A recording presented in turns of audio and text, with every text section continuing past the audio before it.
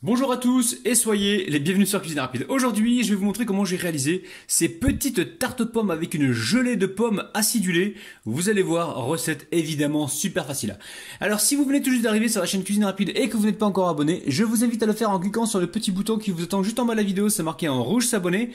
Cliquez dessus, c'est entièrement gratuit et en plus, vous allez apprendre énormément de choses. On part en cuisine. Alors pour réaliser cette pâte à tarte, très simple. Il va nous falloir 300 g de farine, 150 g de beurre mou, un œuf, donc l'œuf il est là, hein, c'est un œuf entier. Hein. Ensuite j'ai mis 2 cuillères à soupe de sucre ici. J'ai mis ici une pincée de sel.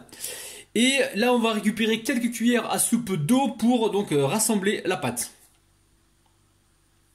Alors très simple, ici je vais mettre le beurre mou. Donc c'est un beurre que vous passez légèrement au micro-ondes ou alors vous le sortez la veille pour le lendemain.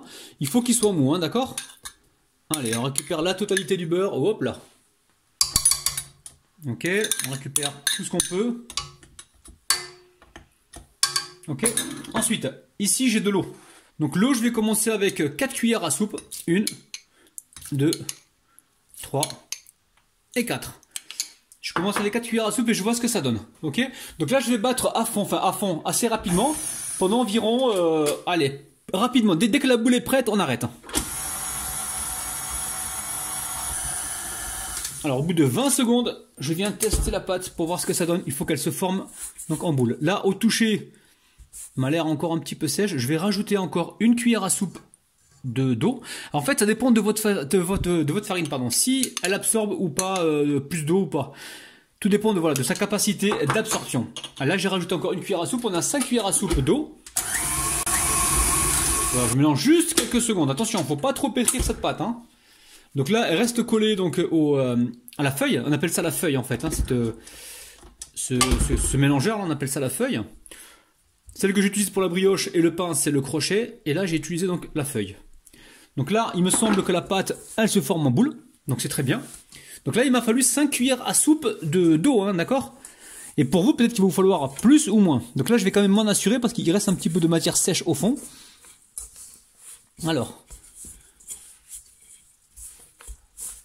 je pense que ça devrait aller, sinon on va rajouter encore une cuillère à soupe. Donc ça va m'en faire 6 au nombre, hein, d'accord? 6 au nombre, je vais vous confirmer ça, je pense que ça va aller. Ouais, nickel. Alors comme d'habitude, on va fraiser la pâte. Alors on dit fraiser et phraser, hein. Je sais qu'il y en a qui m'ont dit, ouais, mais on dit pas phraser. On dit les deux la famille, fraiser ou phraser. Fraiser ou phraser, ça veut dire quoi? Ici, avec la paume de la main, on va venir écraser la pâte comme ceci. Et on va répéter cette opération une deuxième fois. Voilà, cette pâte, il ne faut pas trop la travailler, d'accord? D'où l'intérêt d'avoir un beurre qui soit bien mou. Allez, là, je vais la mettre dans un papier film. Juste avant, je vais la saupoudrer avec un petit peu de farine. Hop, pour pas qu'elle colle. Voilà, on lui donne une forme ronde. Petite fessée au passage, je sais pas pourquoi. Ah, j'adore faire ça, moi. Bon, allez, je récupère le papier film. On va la filmer et la mettre au frigo. Alors normalement, si vous n'avez pas le temps, laissez-la reposer pendant 2 heures minimum. Minimum, les amis, hein. Ou sinon, moi, je la fais la veille pour le lendemain, d'accord? Alors, il se peut que j'ai la pâte, pour ce que j'ai à faire, c'est peut-être un peu trop.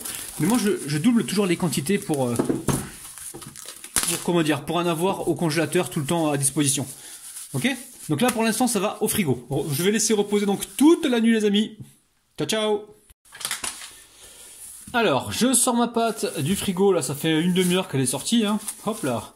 Et on va venir ici, donc, l'étaler. Alors, je pense que je vais couper juste la moitié.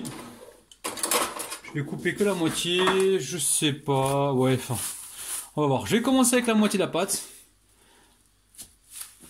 Je commence par cette moitié-là et je verrai si j'ai besoin de l'autre moitié ou pas. Alors, je récupère la farine ici.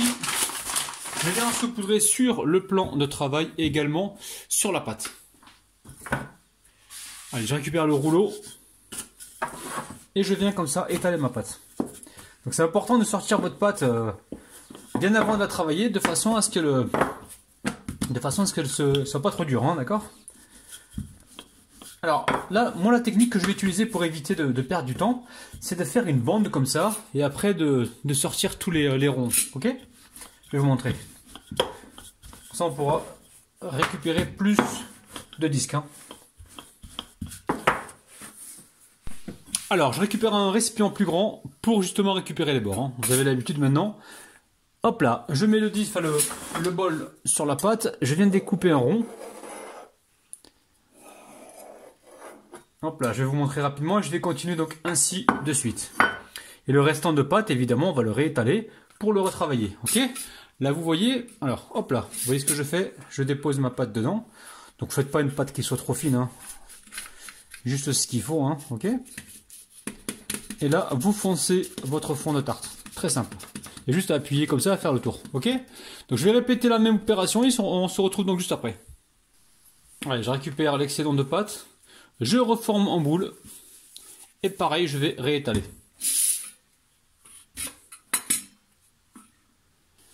Allez, je vais piquer donc mes tartes rapidement avec la fourchette, hein. Alors ça c'est pour éviter que la pâte ne gondole, mais normalement ça risque pas avec le poids de la compote et de la pomme. Ça ne devrait pas arriver. Alors maintenant, je vais mettre ça pour l'instant au frigo, d'accord, pour que la pâte elle raffermisse un peu. Le temps de passer à la suite, d'éplucher les pommes, de préchauffer le four et on se retrouve juste après. Direction donc pour l'instant le frigo. Alors pour la garniture, il va nous falloir 3 petites pommes. D'accord? Et il nous faut de la compote de pommes. Alors soit de la compote de pommes maison, ou soit de la compote de pommes que vous achetez dans le commerce. Donc là je vais éplucher mes pommes et les couper en petites lamelles et on se retrouve tout de suite. Alors on va couper donc les pommes en lamelles, donc pas trop épaisses et pas trop fines non plus, hein. Et je pense qu'on va garder seulement les jolies pommes.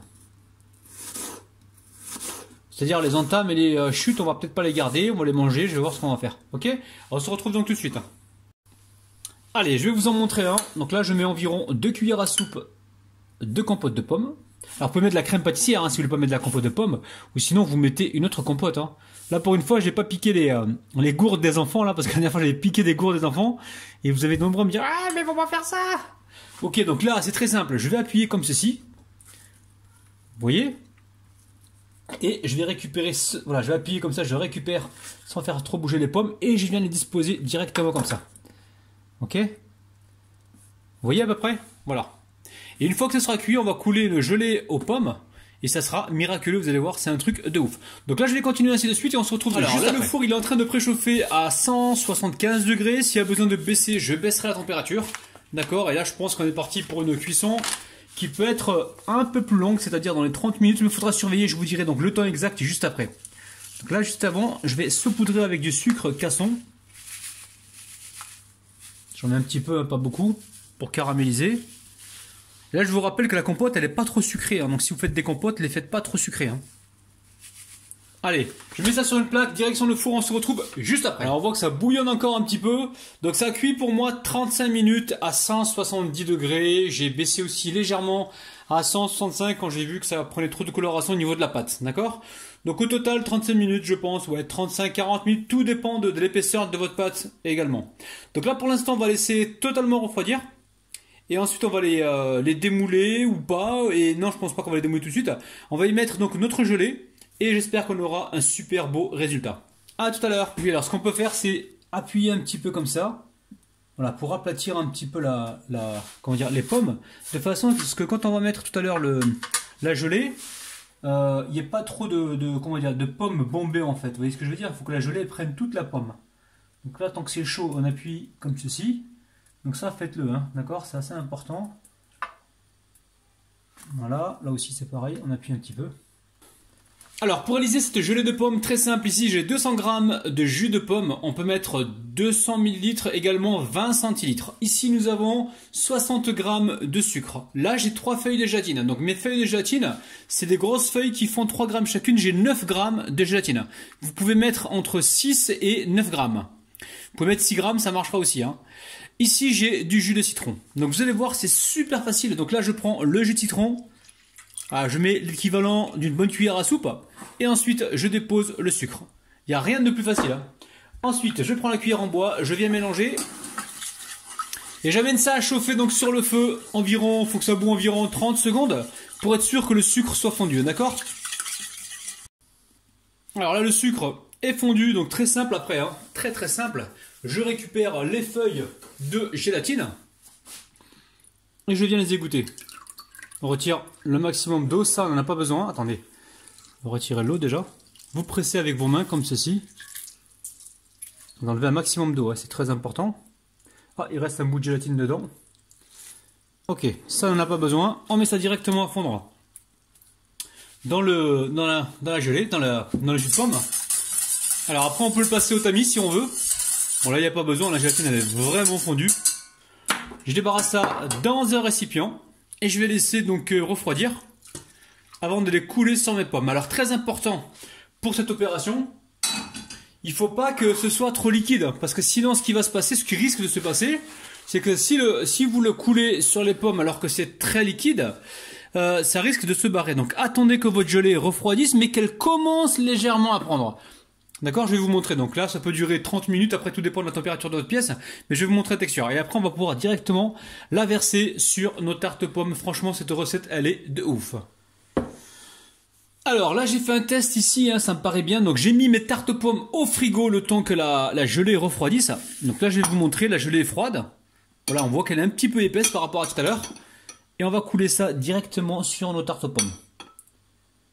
Alors, on va s'assurer qu'il y en a assez pour tout le monde. On va commencer d'abord par une petite cuillère pour tout le monde. Et le fait d'avoir mis les tartes aux pommes au frais, au frigo, ça permet donc de créer un petit choc thermique qui va faire en sorte que la gelée, elle va prendre assez rapidement. Donc pour l'instant, je vais la laisser ici, là, sur le plan de travail. Et je la mettrai au frigo une fois qu'elle sera légèrement prise. Parce que si je prends le risque de l'amener au frigo, peut-être que je vais verser de la gelée partout. Vous voyez ce que je veux dire, la famille? Ok, voilà. Hop.